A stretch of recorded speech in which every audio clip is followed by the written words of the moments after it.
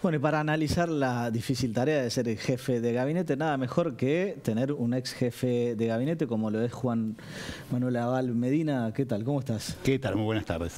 Buenas tardes. Bueno, titánica tarea la que le toca a Francos, ¿no? Titánica tarea, está sucediendo a un jefe de gabinete que fue el que menor tiempo estuvo en el cargo, de aquellos que fueron de presidentes electos, definitivos. Bueno, como tantos ministros de este gobierno. Como tantos ministros de este gobierno, siempre con el jefe de gabinete es una particularidad, y creo que en algún sentido la asignación de Franco demuestra el fracaso de un esquema previo, el fracaso de la anticasta, de lo nuevo, de los CIOs que vienen a gobernar el Estado y que conocen mejor cómo funciona el Estado, porque si alguien es, entre comillas, parte de la casta política, conoce cómo funciona la política, viene hace décadas viviendo de la política y ejerciendo la política, es Franco, ¿no? Que fue hasta hace muy poquito funcionario del gobierno de Alberto Fernández y Cristina, en un cargo internacional muy relevante, antes presidente del Banco de la Provincia, con Sciol, y digo, es una persona de una enorme trayectoria que muestra que esa idea que un CEO llega y empieza a gobernar el Estado y eso funciona bien, mostró que no funcionaba, ¿no? No era todo tan simple. Exactamente.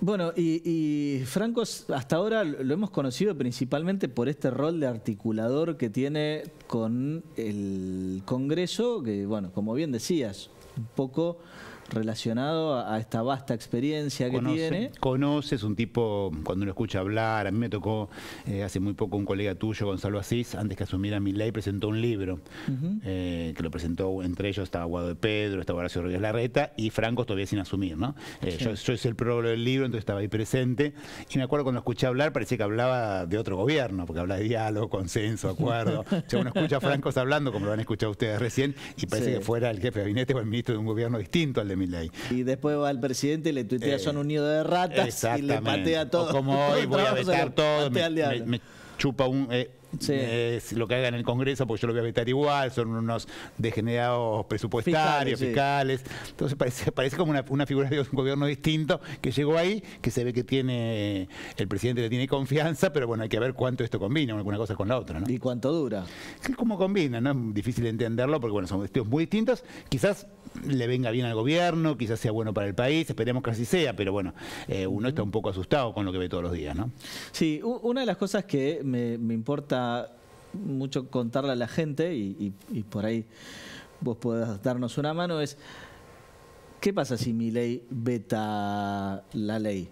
Sí, ¿qué pasa con la movilidad jubilatoria? Claro, si el presidente hace un veto, ese veto vuelve al Congreso. Sí. Y el Congreso puede insistir con la ley con 2/3 partes de los votos de cada Cámara. O sea, hace falta que saque 2/3 partes de los votos en diputados y en senadores para que se convierta en ley independientemente de lo que haga el presidente. Si el Congreso logra tener ese número, se convierte automáticamente en ley. En el Senado te diría que lo veo como bastante probable que es, sí, digamos, y los números también diputados darían que se puede, porque tanto sumando la Libertad Avanza con el PRO no llegan al tercio. Así que si se repite más o menos, estarían para votar esta ley. Si se vuelve a repetir los mismos que lo votaron, sería lo mismo. Y el Congreso también tiene otra posibilidad, que es puede convocar a una consulta popular. El Congreso puede convocar consultas populares vinculantes. Si es el Congreso, lo puede hacer. Entonces puede enviar esta ley a consulta popular y si se aprueba, en esa consulta se transforma automáticamente en ley y no es vetable. ¿Antecedentes con la Constitución actual no tenemos? Ninguno. En consulta popular no se hizo jamás. Se había hablado cuando se trató la ley de divorcio, pero tampoco llegó a consulta. Se había hablado en ese momento. Pero, digo, es constitución anterior a la del 94. Se habló 2 o 3 veces en el coso, pero hasta ahora no se ejerció, pero podría ser un mecanismo, ¿no? Porque la verdad que con la discusión tan fuerte que se está haciendo ahora, se está demostrando que gran parte del ajuste fiscal que supuestamente iba a ser sobre la casta, finalmente la gran mayoría fue sobre los jubilados, ¿no? Lo sabemos todos.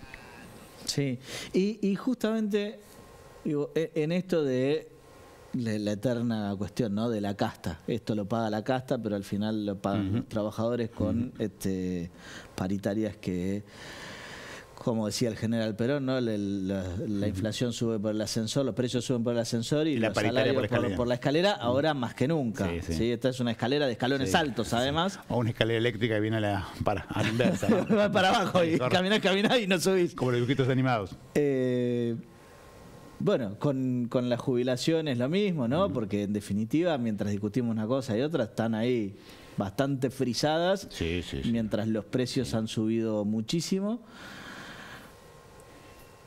Y Bueno, y la inflación que hasta ahora parecía, digo, la subieron por las nubes, la vienen bajando. En definitiva, recién ahora podríamos decir que la inflación de abril había sido la primera por debajo de los valores anteriores a lo que recibieron. A lo que recibieron. O sea que ahí habría que reconocer algún mérito, pero ahora con todos los tarifazos esto se va a ir. Y me parece que lo que la gente veía como aliciente en este gobierno era que la inflación venía bajando. Ahora, si la inflación pega el rebote, ¿qué pasa? No, y sobre todo también porque, digamos, parte de la inflación está bajando ahora porque cada vez se vende menos. El tema es que hay una caída del consumo brutal y es lo que sabemos todos, ¿no? Estamos perdiendo parte de nuestro ingreso y por lo tanto estamos consumiendo todos menos.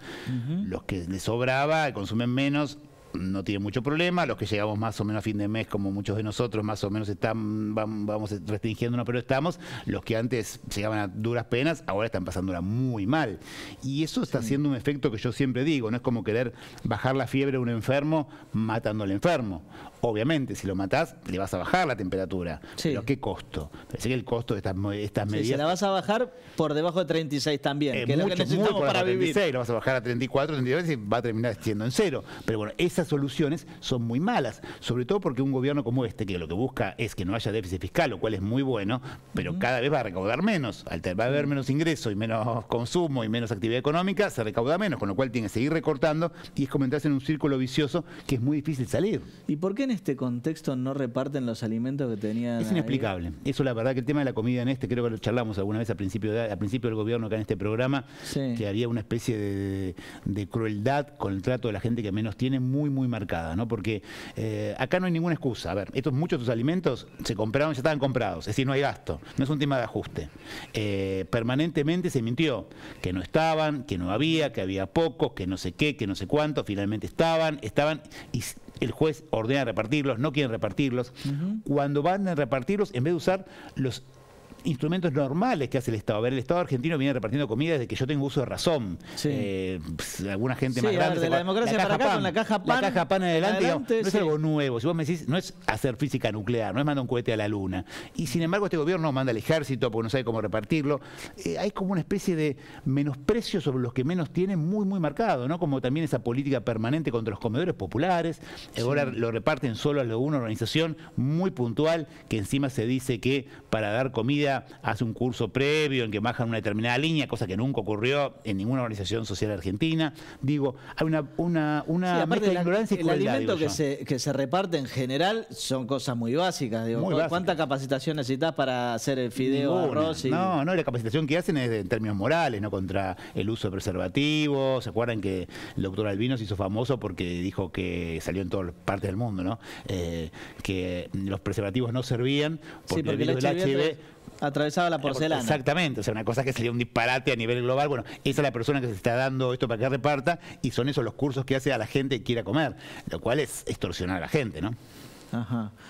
Mirá, no tenía eso, o sea, es una bajada de línea muy... Exacto, hubo una nota de una colega tuyo que salió hoy que explicaban justamente cómo funcionaba y qué pedían a cambio de repartir comida. Ese curso previo de bajada de línea de esa manera, cosa que nunca se acusó ninguna organización social. Si tenemos funcionarios que dicen que hay que rediscutir si la gente puede divorciarse o no, o sea, queremos volver al siglo XIX en alguna... Sí, previo al divorcio y bueno, no los preservativos, digamos, estamos volviendo muy para atrás, ¿no?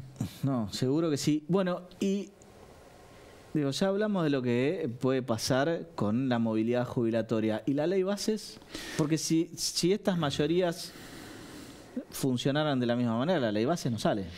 Está en discusión porque hubo muchos cambios, hubo muchas reformas, digamos, de la ley ómnibus originaria a la ley base que enviaron es totalmente distinta. Esa misma fue reformada en diputados y por lo que yo sé, por colegas que están ahí, también ha sido muy fuertemente reformada en el Senado. Yo creo que lo mejor sería que no saliera, pero sé que como hubo tantas concesiones puede ser que termine saliendo una ley muy desflecada de lo que es la realidad. Igual yo creo que lo que sigue conteniendo esa ley, sobre todo algunas cuestiones puntuales en términos de cierre de organismos públicos y sobre todo un régimen de inversiones que está bien pensado para algunas áreas pero no para otras, porque da demasiadas facilidades y demasiadas cuestiones, me parece que es negativo, ¿no? Sí. Y en el medio de todo esto, digo, alguna que otra aparición hace Cristina, pero la sensación es como que el peronismo todavía Todavía está acusando el cachetazo de noviembre. Es una sensación real. Está el peronismo muy golpeado. Yo diferencio, ¿no? El peronismo social, el peronismo en los sindicatos, en las organizaciones sociales, está muy activo. Desde el principio ha estado defendiendo a los trabajadores, defendiendo a los que menos tienen, defendiendo a los comedores populares en la UTEP, los movimientos sociales. Sí. El peronismo político está todavía muy golpeado por la victoria de Milei por un lado, pero una cosa es muy parecida a la otra también por el mal gobierno que tuvimos, ¿no? Ese muy mal gobierno de Alberto Fernández obviamente hace que cueste poder enfrentar a este gobierno todavía, ¿no? Y que muchos todavía se sientan que no están capacitados para hablar del todo, ¿no? Porque fue un gobierno, el de Alberto, que de alguna manera, un gobierno muy impotente, ¿no? Decía todo no se puede, no se puede, no se puede. Sí. Entonces terminó cansando mucho y generando unas reacciones interna permanente, el no cumplimiento de las promesas, hizo que muchos obviamente se sintieran defraudados y encontraran en Javier Milei alguien que por nuevo, por distinto, porque en su forma de ser expresaba la bronca legítima que tenía la ciudadanía, gana la presidencia, ¿no? Sí, sí, es que aparte, o sea, yo creo que el mayor desafío es encontrar la forma de convencer a la gente de vuelta que desde la política y desde un marco de institucionalidad que claramente se está perdiendo. Exacto. Se pueden brindar soluciones, ¿no? Sí, porque venimos del fracaso de Macri, ¿no? Como él mismo lo reconoció él y lo reconocieron sus principales seguidores, ¿no? Un fracaso muy profundo que muchos habían creído en ese gobierno. Después viene nuestro gobierno, que supuestamente iba a volver a que comíamos asado, a recuperar el nivel de ingreso de los trabajadores, hacer un montón de cosas que no se logró. Estuvimos muy lejos de eso.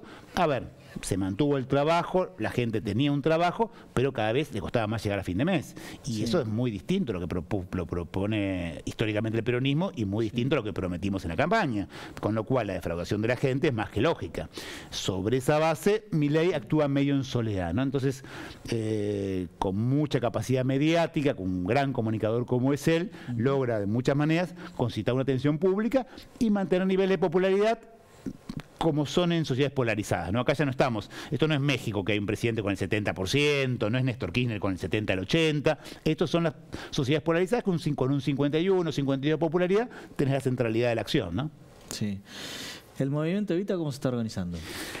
Resistiendo, muy enfocado en justamente esto que hablábamos antes, defender la comida en los comedores. Se empezó claramente en diciembre con esta consigna: con el hambre no se jode, con el hambre es el límite, y está trabajando muy fuertemente en esto, ¿no? Muy fuertemente en convencer que estas cosas no se pueden repetir, que donde hay una necesidad y un derecho, especialmente los que menos tienen, ¿no?